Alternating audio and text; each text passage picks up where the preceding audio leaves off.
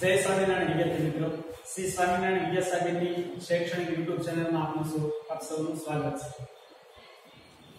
છેલ્લા ક્લાસમાં આપણે ધોરણ 12 ના પાઠ નંબર 2 ખીજડી એટલે વાત કરી ચુનીલાલ મડિયાની નવલિકા।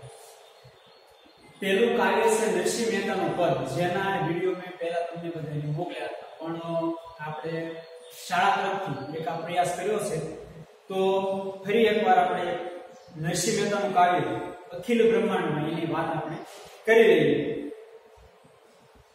અખિલ બ્રહ્માંડમાં નરસિંહ મહેતાનું એક પદ છે। નરસિંહ મહેતા ગુજરાતી સાહિત્યમાં પદ ક્ષેત્રે ખૂબ જ જાણીતા કવિ છે, એટલે ગુજરાતી સાહિત્યમાં નરસિંહ મહેતાને આદ્ય કવિનું બિરુદ આપવામાં આવેલું છે।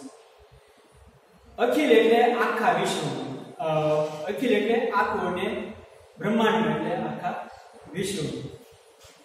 નરસિંહ મહેતા કોણ છે અને સાહિત્ય ક્ષેત્રે એમનું પ્રદાન શું રહેલું છે, જોઈએ આપણે નરસિંહ મહેતાનો થોડો પરિચય।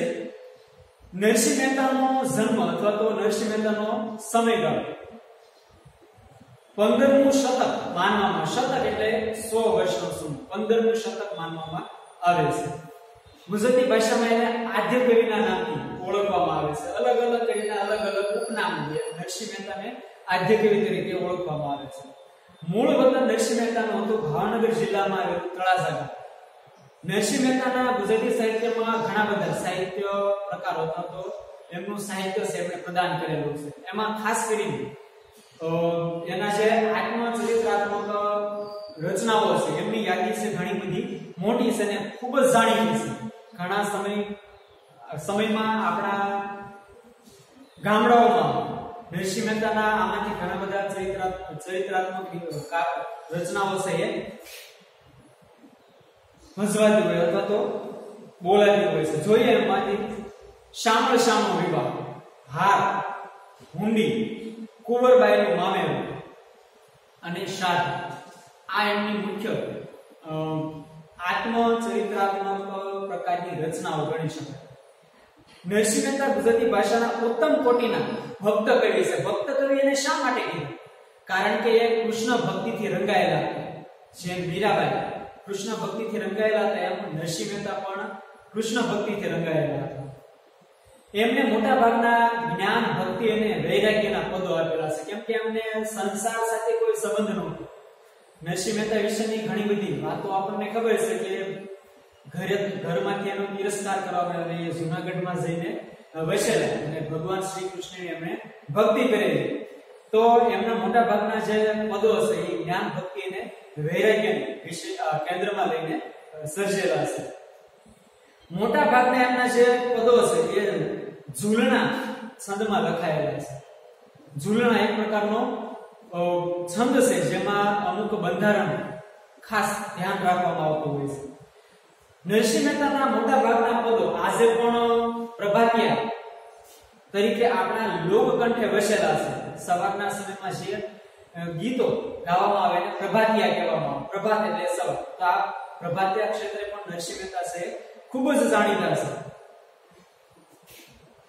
એમના મોટા ભાગના પ્રભાતિયાઓમાં આપણે સાંભળેલા જ છે, એવા છે ભૂલ રે ભરવાડ, જળ કમળ છાણી સાંભળ, જાગને જાદવ, જાગોને જસોદાના જાય, આ ખૂબ જ જાણીતા આપણા નરસિંહ મહેતાના આપેલા પ્રભાતિયાઓ છે।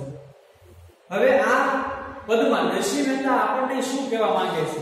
મોટા ભાગના એના કાવ્યો છે, પદો છે, એ જ્ઞાન, ભક્તિ અને વૈરાગ્યને કેન્દ્રમાં લઈને રચાયેલા છે, તો આ પણ એનું એક જ્ઞાન અને ભક્તિ જે ને કેન્દ્રમાં લઈને લખાયેલું એક પદ છે, નરસિંહ મહેતા નું લખાયેલું અખિલ બ્રહ્માંડ।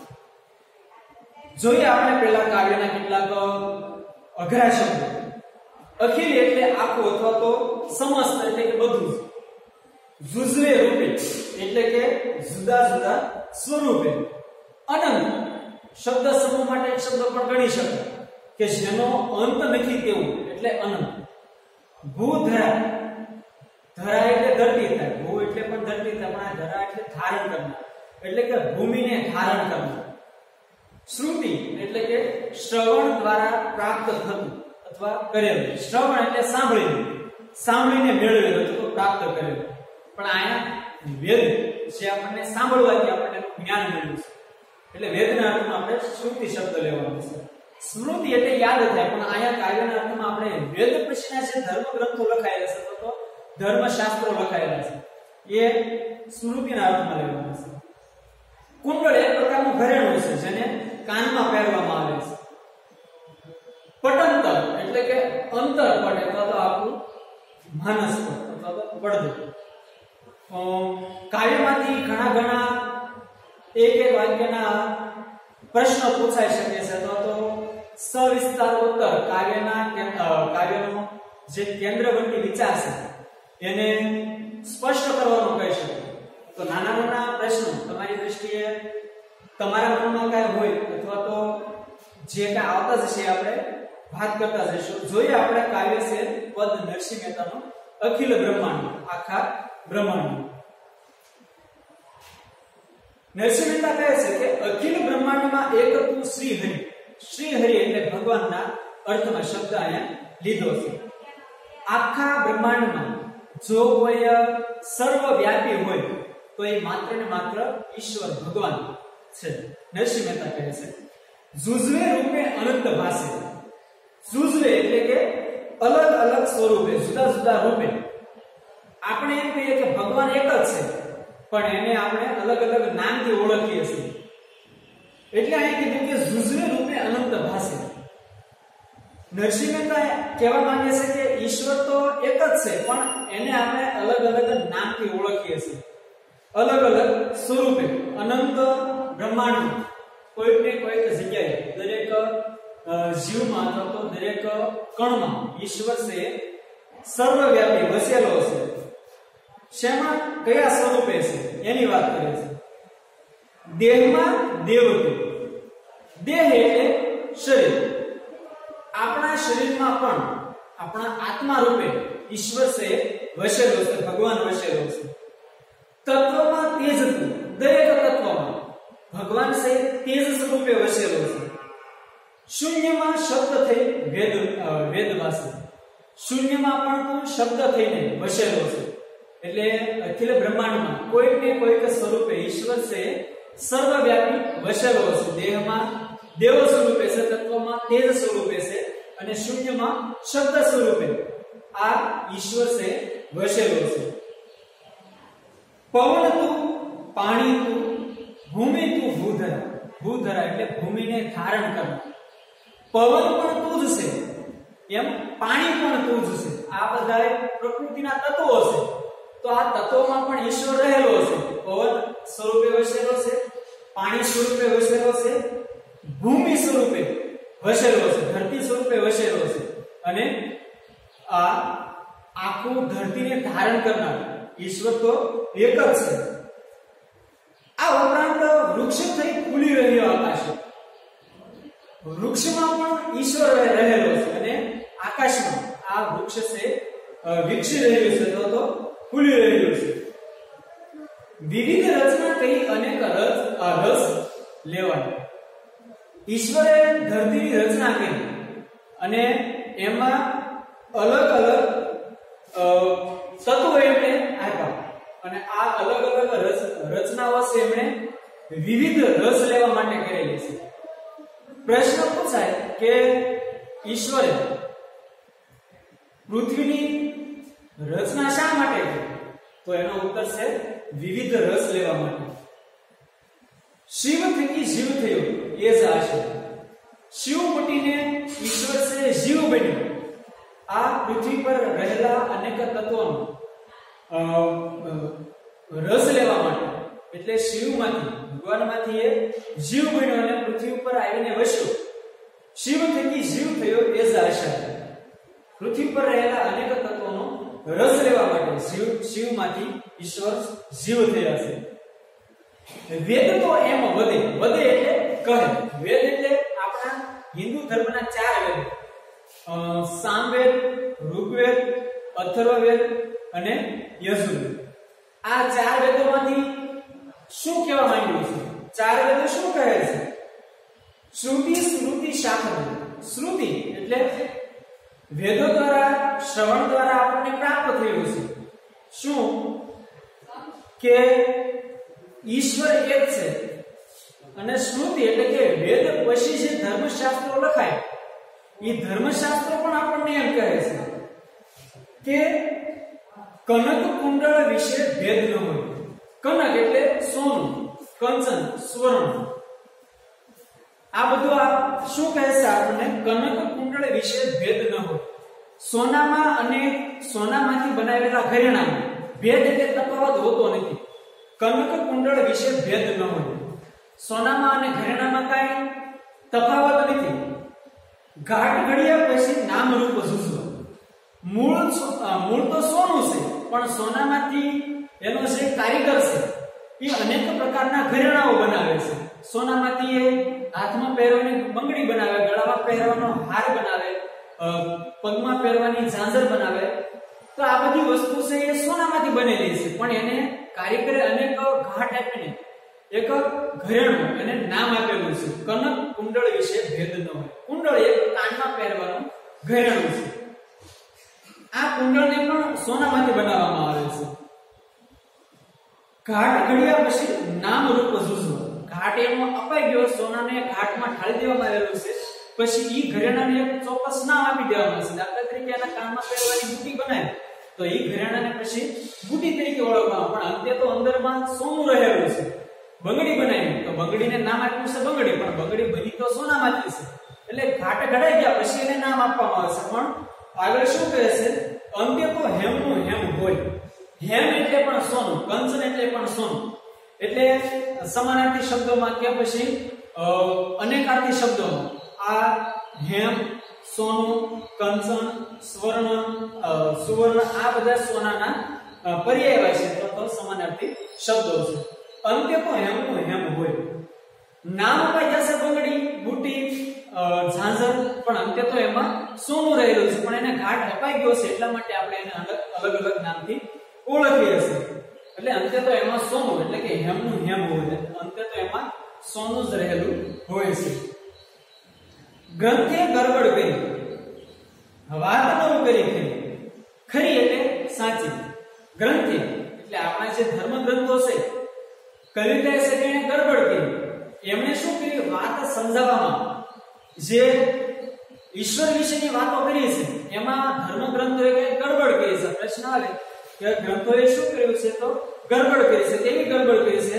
એણે ખરી વાત નથી કરી, અથવા તો જેને જે ગમે તેને પૂજે.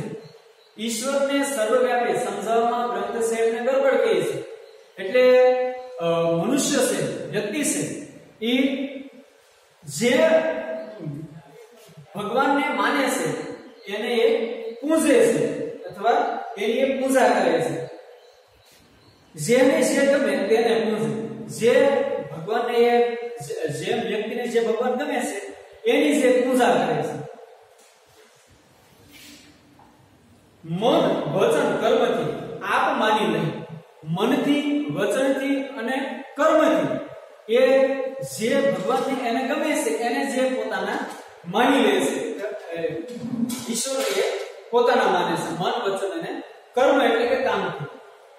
સત્ય છે એ મન એમ સુધી એના મનમાં શું લાગે છે કે હું જે કરું છું એ સત્ય છે, હું આ ઈશ્વરને માનું છું, તો ઈ સર્વે સર્વા છે, તો સર્વે સર્વવ્યાપી છે, એ જ ઈશ્વર છે.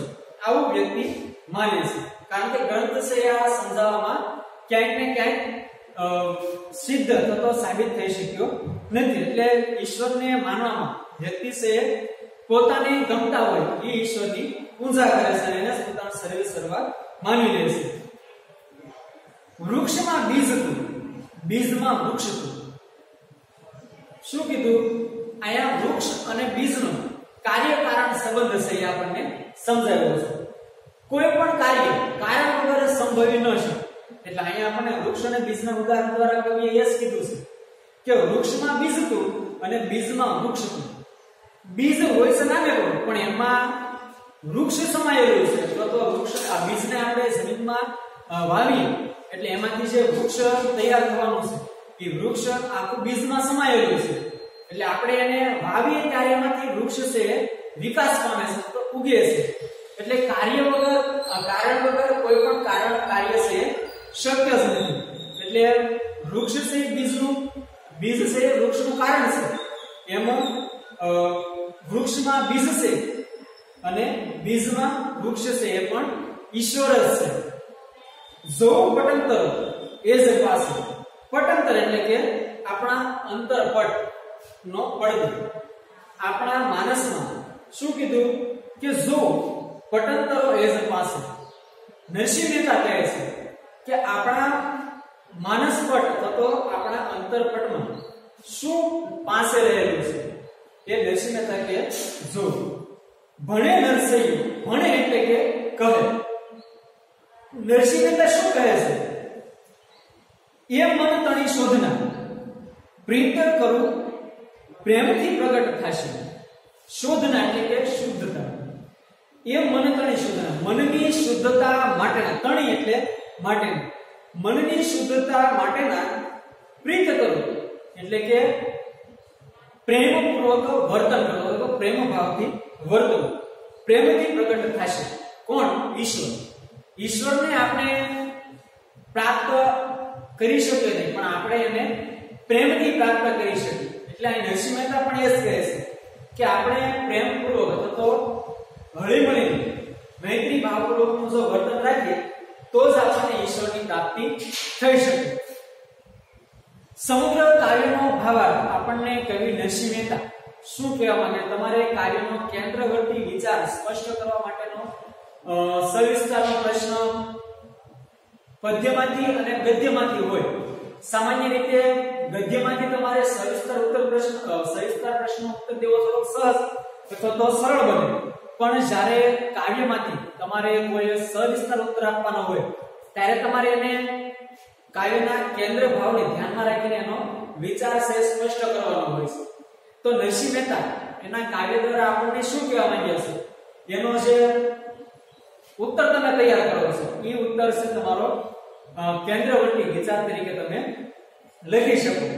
શું ટૂંકમાં આપણને કીધું છે એકવાર ઝડપથી કાવ્યનો કેન્દ્રવર્તી વિચાર સ્પષ્ટ કરી લઈએ આપણે.